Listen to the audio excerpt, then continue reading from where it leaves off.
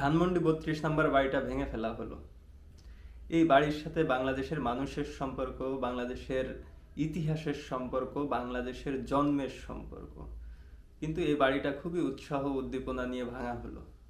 এখন কারা ভাঙলো বা কেন ভাঙলো? এই বাড়িটা থাকলেই বা কি ক্ষতি হতো, বা ভেঙে ফেলাতেই বা কি লাভ হচ্ছে? এই যে যে মানে ঘটনাটা এটা ঘটলো, কিন্তু এই ঘটনা ঘটার পিছনে আসলে কারণ কি?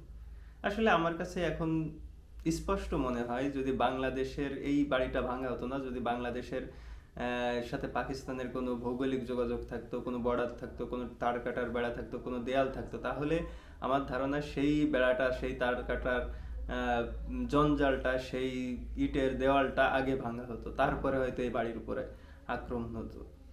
কারণ কি, আসলে দেখেন, বাংলাদেশে দুইটা শক্তি সব সময় ছিল। একটা শক্তি যারা মুক্তিযুদ্ধের পক্ষে কথা বলছে, মুক্তিযুদ্ধ নিয়ে কথা বলছে, যারা স্বাধীনতার পক্ষে ছিল। আর একটা শক্তি যারা স্বাধীনতার বিরোধিতা করছে, যারা পাকিস্তানের সাথে যাদের একটা আত্মিক সম্পর্ক, মানে তারা মনে করে, ফিল করে।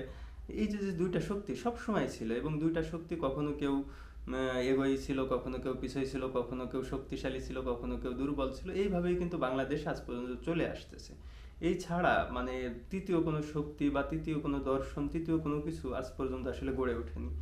যারা মুক্তিযুদ্ধের পক্ষের শক্তি বা মুক্তিযুদ্ধের সাথে যাদের একটা আত্মিক সম্পর্ক আছে, তারা আসলে যে এই বাড়িটা ভাঙাতে আমার মনে হয় না যে আহামরি কোনো কষ্ট বা আহামরি কোনো ব্যথিত হয়েছে। কারণ এই যে যে আরো 6 মাস ধরে, গত 6 মাস ধরে যে ঘটনাগুলো ঘটে আসতেছে, এগুলো আসলে প্রতিটাই মানে মুক্তিযুদ্ধে যারা বিশ্বাস করে, মুক্তিযুদ্ধের পক্ষের যারা শক্তি, এরা প্রতিটাই ঘটনাতেই এরা কষ্ট পাবে। আপনি দেখেন যে বঙ্গবন্ধুর মুরাল ভাঙা হলো, বা যা যা করা হলো, এটা মানে এক প্রকার ধরলাম যে এটা ক্ষোভের আগে দুঃখে করছে। কিন্তু আপনি ধরেন এক মাজার ভাঙা হলো, বা লালনের আখড়ায় হামলা করা হলো, লালন দর্শন মানে লালনের যারা ভক্ত, লালনের যারা অনুসারী, তাদের উপর হামলা করা হলো, হিন্দু বাড়ি হামলা হলো, ধরলাম যে ওরা রাজনৈতিক কারণে হয়েছে। কিন্তু এদের আসলে কি অপরাধ ছিল, বা এরা কেন আক্রান্ত হচ্ছে? আপনি দেখেন যে একদল নারী ফুটবলার, তারা ফুটবল খেলতে যাচ্ছে, সেখানে বাধা দেওয়া হচ্ছে। এই যে যে পরিবেশ পরিস্থিতি, এই যে যে ঘটনাগুলা, এর প্রতিটাই কিন্তু আসলে যারা মুক্তিযুদ্ধের দর্শনে, আদর্শে সাথে যাদের সম্পর্ক আছে, যারা এটা বিশ্বাস করে, যারা এটাকে ভালোবাসে, তারা আসলে কেউই সমর্থন করে না। সুতরাং এই যে যে ঘটনাগুলো, এই ঘটনা প্রবাহেরই একটা রূপ এই ধানমন্ডি ৩২ নম্বরে হামলা। বা হামলা তো আগেই ঘটে গেছে, আগুন দিয়ে জ্বালাই দেওয়া হয়েছে, অনেক কিছু করা হয়েছে, এখন মাটির সাথে মিশিয়ে দেওয়া হচ্ছে। এখন এই মাটির সাথে মিশিয়ে দিলে কি ধানমন্ডি ৩২ নম্বর হারাই যাবে, বা চিরতরে এই ৩২ নম্বরের নাম মুছে যাবে?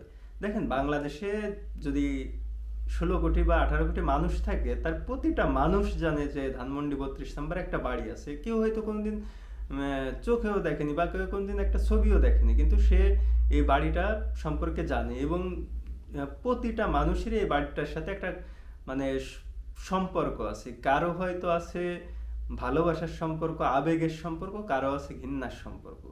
এই দুই প্রকার সম্পর্কই এই বাড়িটার সাথে আছে। যারা ধরেন মানে মুক্তিযুদ্ধ বা মুক্তিযুদ্ধের কথা বলে, যারা এই কথার আদর্শ চেতনা প্রচার প্রসার করতে চায়, তারা জানে যে এই বাড়িটা হচ্ছে বাংলাদেশের যে স্বাধীনতার সংগ্রাম, এই সংগ্রাম থেকে মুক্তিযুদ্ধ, মুক্তিযুদ্ধ থেকে বাংলাদেশ স্বাধীন হলো, বাংলাদেশের স্বাধীনতা অর্জিত হলো, এবং স্বাধীনতা অর্জনের পরও বাংলাদেশ এগোয় গেল।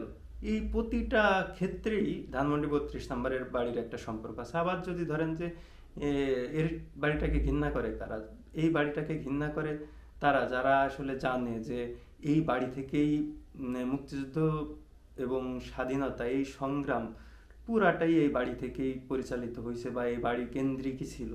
তখন তারা নিশ্চয়ই বলে যে এই বাড়িটা হচ্ছে পাকিস্তান ভাঙার নীল নকশা হয়েছে এই বাড়িতে, এই বাড়িটা হচ্ছে পাকিস্তান ভাঙার আতুর ঘর।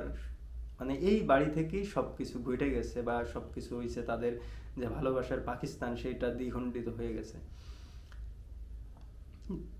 মানে মূলত এই যে যে বিষয়গুলা, এই বিষয়গুলাই আসলে মানে সবার, বাংলাদেশের প্রতিটা মানুষেরই ভিতরে কাজ করে। এখন ধরেন এই বাড়িটা ভেঙে ফেলা হয়েছে অলরেডি ডান। এখন এই বাড়িটা কি আসলে মুছে যাবে? ধরেন বাংলাদেশ যেহেতু একটা শক্তি, বা বাংলাদেশ যেহেতু একটা রাষ্ট্র, এই দেশের মানুষ কিন্তু কম না, 18 কোটি মানুষ। এখন এই মানুষের ধরেন 50% না হোক, এই মানে 20% হোক, তাদের কিন্তু এই বাংলাদেশের মুক্তিযুদ্ধের সাথে গভীর সম্পর্ক বা মুক্তিযুদ্ধের চেতনার সাথে তারা বিশ্বাস করে।